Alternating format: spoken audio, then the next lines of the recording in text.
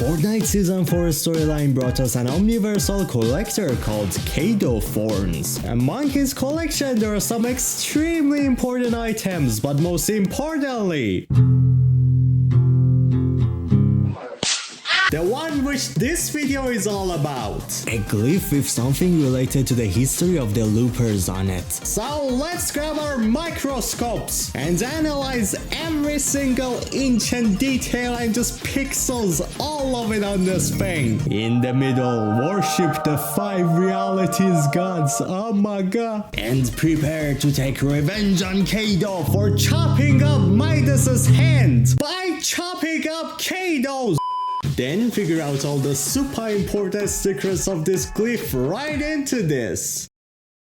This stone glyph is called the Looper's Calendar. It should be a glyph from the past and the history of the loopers, built around how time and weeks in a year work within a loop. Glyphs are mostly made by knowledgeable people and every detail of them matter, which is why we got a Joe Biden right into this rock. Like, ooh, what's those white stuff on it?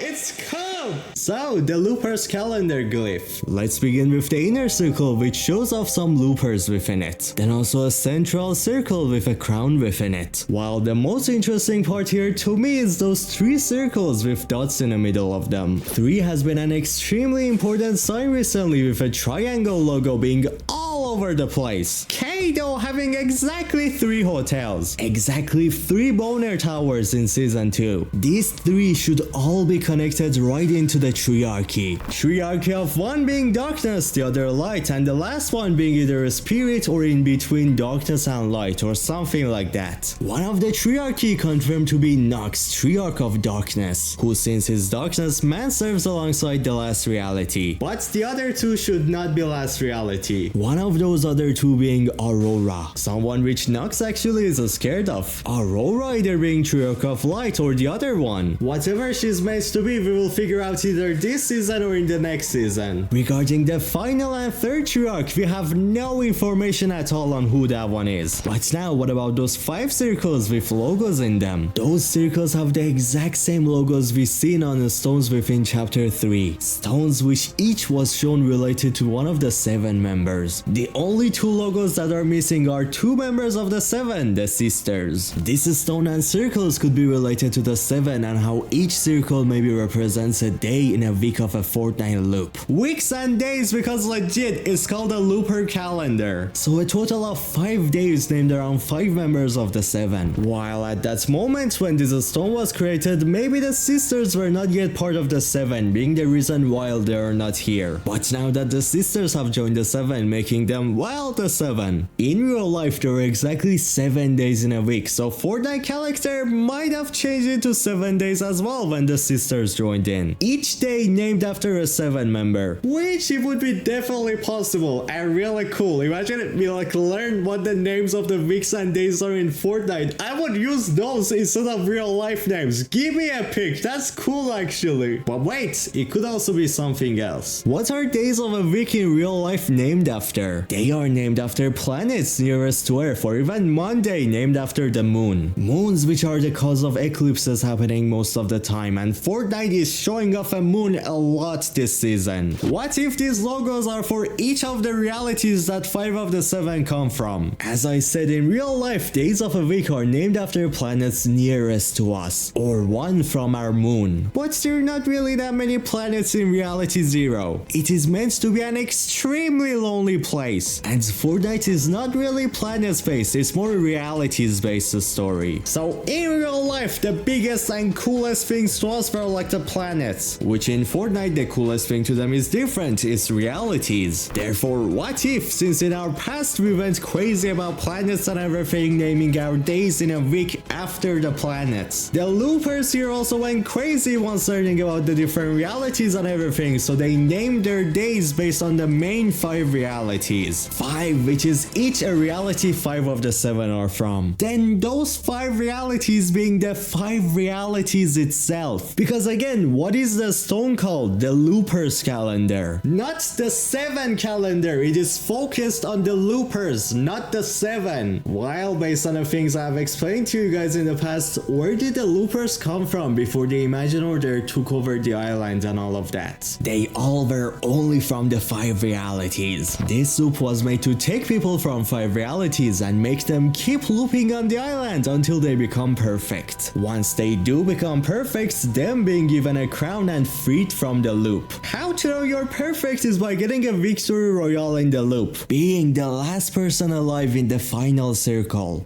But Saiyan, the loop is just a defense mechanism for the 0 point.